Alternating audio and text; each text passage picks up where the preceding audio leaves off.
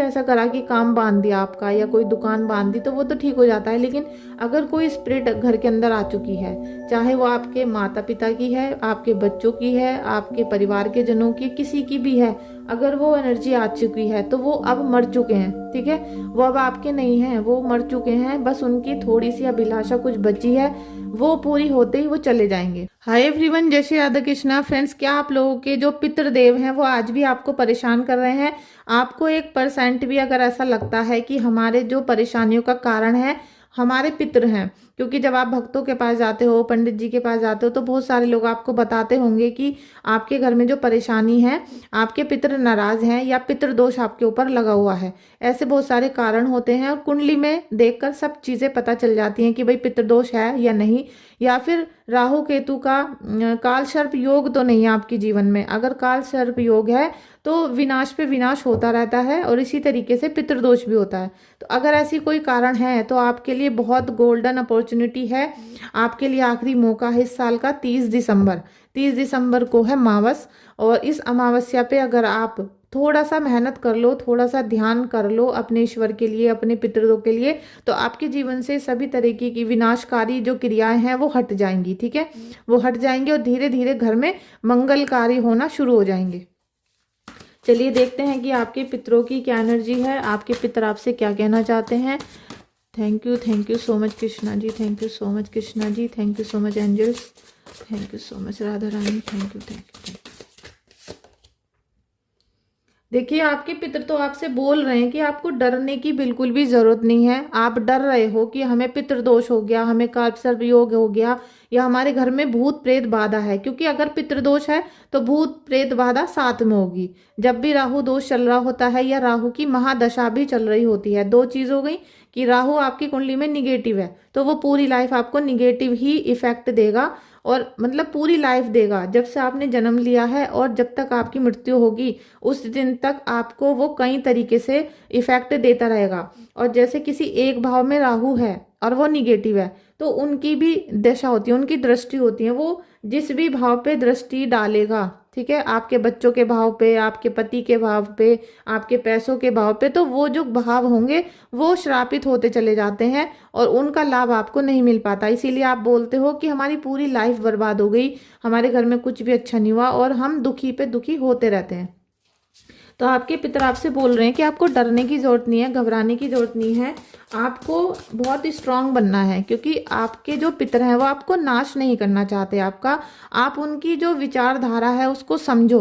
पितृ, अगर आपके पितृदोष चल रहा है तो वो आपसे कुछ कहना चाहते हैं, आपसे कुछ बोलना चाहते हैं, आपसे अपनी मुक्ति का मार्ग देखना चाहते हैं, तो लेकिन आप क्या है, डर जाते हो, आप उनसे डरते हो और आप उल्टे सीधे कार्य करना शुरू कर देते हो। Unleash the wild with in. देखिए, आपके अंदर और आपके बाहर जो एक दो व्यक्ति होते हैं, कि एक व्यक्ति होता है सच्चा, एक व्यक्ति होता है झूठा।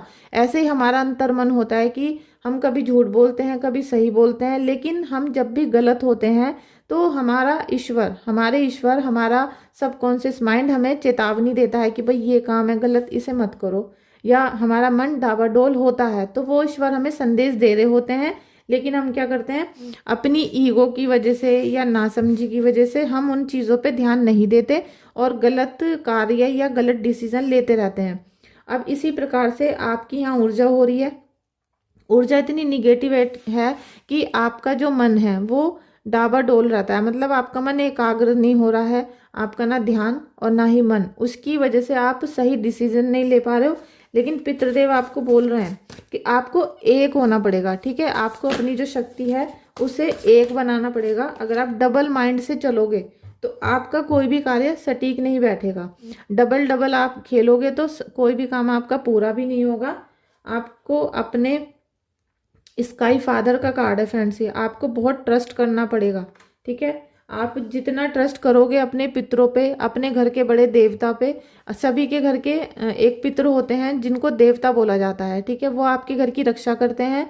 और जो लोग अकाल मृत्यु से मरे होते हैं या जिनका सडनली जैसे कि अचानक से एक्सीडेंट हो गया, बहुत कम उम्र में डेथ हो गई, या फिर अबॉर्शन हो गए, वो जो बच्चे होते हैं इस तरीके बाल पितर होते हैं, तो वो प्रेत योनि में होते हैं, वो आपके पितर नहीं होते। ठीक है, वो प्रेत होते हैं और वो ही आपको परेशान करते रहते हैं, बल्कि वो परेशान नहीं करते, वो कुछ कहना चाहते हैं आपसे। वो आपको समझना पड़ेगा कि आपके पितर आपसे क्या बोल रहे हैं, क्या कहना चाहते हैं। अगर आपको कुछ भी समझ में नहीं आ रहा, अगर आपको उनकी ऊर्जा समझ में नहीं आ रही है, आपको इशारा नहीं मिल रहा, आपको कोई सपना नहीं आ रहा है पितरों का, और तब भी आपके घर में लगातार भयंकर कोहराम मचा हुआ है, ठीक है, पितृदोष है, पितृदोष है, तो फिर आपके घर में ब्लैक मैजिक 100% है और वो आपके घर में निगेटिव एनर्जी को घुमा रहा है, ठीक है।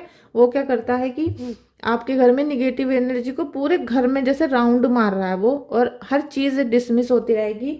आपको क्या करना है कि इस समय पर आप जो कार्य करोगे, इस समय पर आप जो कार्य करोगे वही आपको कल देखने के लिए मिलेंगे, और जो कार्य आप पहले अपने जीवन में करके आए थे वो आपको अभी मिल रहा है। तो अभी के कर्म आपको सुधारने पड़ेंगे और अपने पितरों की जो उनकी आत्मा की तृप्ति नहीं हो पा रही है उनको तृप्त करना पड़ेगा। इसीलिए आप मावस अभी आने वाली है 30 दिसंबर को। 30 दिसंबर को सबसे पहले तो गीता के 7वें अध्याय का जाप करना है, मतलब पाठ करना है। हिंदी में है, आप हिंदी की गीता खरीदिएगा या आपके घर में होगी, तो गीता के 7वें अध्याय का पाठ करना है और ओम नमो भगवते वासुदेवाय का 1 माला या 3 माला जाप करनी है।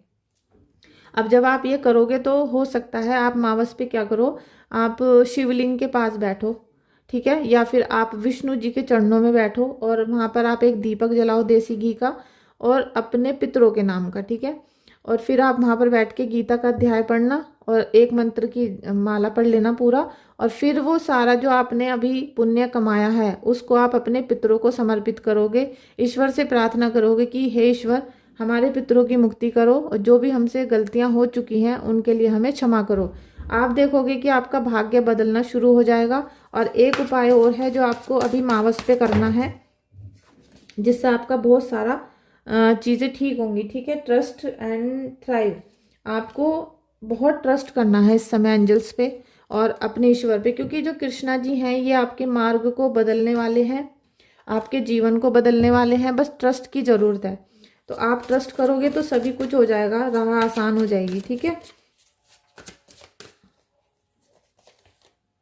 आपके जीवन में सभी तरीके के भ्रम खत्म होंगे। जो भी आपके इल्यूशन चल रहे हैं, आपके ब्लैक मैजिक चल रहा है घर में, उसने बुद्धि बिल्कुल खराब कर रखी है। आपके घर में नशा हो रहा है या फिर जैसे कि गंदी गंदी आदतें हो रही हैं, बच्चों को कहना नहीं मान रहे हैं, उल्टी सीधी डगर पे चल रहे हैं, वो सब चीज़ें ठीक होना शुरू होंगी। आपके मन में, आपके दिल में एक क्लियरिटी आएगी। आपको पता चलेगा कि भाई निगेटिव एनर्जी क्या है, पॉजिटिव एनर्जी क्या है, और हमें सच में घर में परेशानी हो क्या रही है, ठीक है।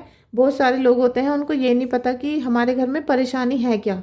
मैं उनसे बार बार पूछती हूँ कि आपको प्रॉब्लम क्या हो रही है, आप एक प्रॉब्लम मुझे बता दो। बस एक प्रॉब्लम भी उनसे बताई नहीं जाती और वो ये बोलते हैं कि हमें बस, हम परेशान हैं। परेशान हो किस चीज़ से परेशान हो आप सबसे ज़्यादा अपने अंतर मन से परेशान हो। आपका मन चलायमान है, आपका मन भाग रहा है इधर उधर, तो वो एकाग्रता आपको लानी पड़ेगी। और जैसे ही आप मावस पे ये उपाय करने वाले हो, उसके बाद आप देखोगे कि आपका बहुत कुछ हल होने लगा। और अगर आपकी कुंडली में राहु केतु के दोष चल रहे हैं, ब्लैक मैजिक हो रहा है, तो आप रीडिंग ले सकते हो, ठीक है। देखिए हीरोफेंट का कार्ड है और ये कार्ड है स्ट्रेंथ का। तो यहाँ आपको स्ट्रेंथ मिलेगी। शिव शक्ति की उपासना आपको करनी है। मैंने अभी बोला था कि शिवलिंग के पास बैठ के अगर आप दीपक जलाते हो तो बहुत अच्छा रहता है, ठीक है। शांति शांति शांति शांति शांति। द मून का भी लीजिए कार्ड आ गया है और 9 ऑफ सोर्ड्स की एनर्जी। अभी आप देख रहे हो आप बहुत निगेटिव हो रहे हो, क्योंकि मुझे लग रहा है कि बहुत परेशान हो आप ब्लैक मैजिक की वजह से, राहु दोष की वजह से, और आपका मन रो रहा है, बेचैन है आपका मन बहुत ज्यादा। ये कार्ड अभी पहले भी आया था अभी। और आपका मन जितना बेचैन है, आप उतना बेचैन मत हो, क्योंकि अगर आप ईश्वर से भक्ति से और उनकी शक्ति से आप विश्वास खो दोगे, इस समय पर अगर आपने विश्वास की डोर को तोड़ दिया या कच्चा कर दिया, तो आपका जो निगेटिव एनर्जी है वो आपके घर पे हावी हो जाएगी। वो किसी भी तरीके का प्रेत हो सकता है, आपको जो परेशान करा जा रहा है, पितर हो सकते हैं, क्योंकि जो आपके घर में किसी की सडनली डेथ होती है या हमने किसी को बहुत परेशान करके रखा था और उसकी डेथ हो गई, तो वो भी हमें श्राप देता है, वो भी पितृदोष में आ जाता है। कई बार हम पीपल काट देते हैं, वो भी पितृदोष में आता है। तो पता नहीं कितने तरीके के दोष होते हैं जो लग जाते हैं और कुंडली देखकर वो पता चल जाते हैं। तो फ्रेंड्स, अगर आपको भूत प्रेत बाधा है या फिर कुछ ऐसी चीज़ें घर में हो रही हैं तो आपको बहुत सारे उपाय करने पड़ेंगे और इस नेगेटिव एनर्जी को हमेशा के लिए घर से बाहर निकालना पड़ेगा। ये ऐसे ही नहीं जाते हैं, ठीक है। अगर कोई स्पिरिट आ गई है घर के अंदर, देखिए किसी ने कुछ ऐसा करा कि काम बांध दिया आपका या कोई दुकान बांध दी तो वो तो ठीक हो जाता है, लेकिन अगर कोई स्पिरिट घर के अंदर आ चुकी है, चाहे वो आपके माता पिता की है, आपके बच्चों की है, आपके परिवार के जनों की, किसी की भी है, अगर वो एनर्जी आ चुकी है तो वो अब मर चुके हैं, ठीक है। वो अब आपके नहीं हैं, वो मर चुके हैं, बस उनकी थोड़ी सी अभिलाषा कुछ बची है, वो पूरी होते ही वो चले जाएंगे। अगर उनकी तृप्ति नहीं हुई तो यहाँ घर का विनाश भी कर देंगे वो, ठीक है। वो ये चाहते हैं कि जो हमें नहीं मिला हम इनसे भी छीन लें, समझ रहे हो ना आपकी, जो मुझे नहीं मिला था मैं इनको भी नहीं मिलने दूंगा। ऐसी एनर्जी आपके घर के दुष्ट पितरों की हो जाती है, जो प्रेत होते हैं, ठीक है, उनकी हो जाती है। तो उसके लिए आपको बहुत सारे उपाय करने पड़ेंगे। ओवरऑल आपको यहाँ पर कुछ ही दिनों में देखने के लिए मिलेगा कि आपको आपके पितर सपोर्ट करना शुरू कर रहे हैं। तो आप क्या करना, अमावस वाले दिन आप जो सुबह करते हो वो करना, ठीक है। जो आपके घर का रूल है वो सब करो, लेकिन आपके घर में जैसे 5 फैमिली मेंबर हैं, जैसे कि पति पत्नी बच्चे माता पिता, ठीक है, या फिर आपके फैमिली में जितने भी लोग हैं, आप थोड़ा सा ग्रोसरी खरीदना, उसमें आटा दाल चीनी सब्जी फल, ठीक है, और थोड़े से काले तिल थोड़े से जौ, इस तरीके का मिश्रण आप इकट्ठा कर लेना। और कुछ इस तरीके का रखना कि कोई व्यक्ति 2 टाइम उसको बनाकर खा ले। नमक जरूर रखना उसमें, ठीक है। जैसे हम खाना बनाते हैं तो आटा होता है, नमक होता है, एक पानी की बोतल होती है, ठीक है। और फिर हम खाना बनाएंगे तो दाल हो गई, सब्जी हो गई, थोड़े से मसाले हो गए, मतलब थोड़ा थोड़ा जो 2 टाइम इंसान बनाकर खा ले कम से कम, इतना आप उसको कर देना। और आप अपने घर के सभी मेंबर का हाथ वहां पर लगवाना, साथ में 101 या जितना भी आपकी सामर्थ्य है, 11 रुपये 10 रुपये, आप वहां पर उनको रख के किसी को देकर आना, ठीक है। अपने घर से बाहर किसी को देकर आना, किसी जरूरतमंद को, इतने झोपड़ी झुग्गी वाले लोग होते हैं, किसी को दे देना। तो वो जब आपके पितरों को लगेगा जाके, ठीक है, वो आपके हाथों से सबका अंश जाएगा और आपके पितरों को लगेगा।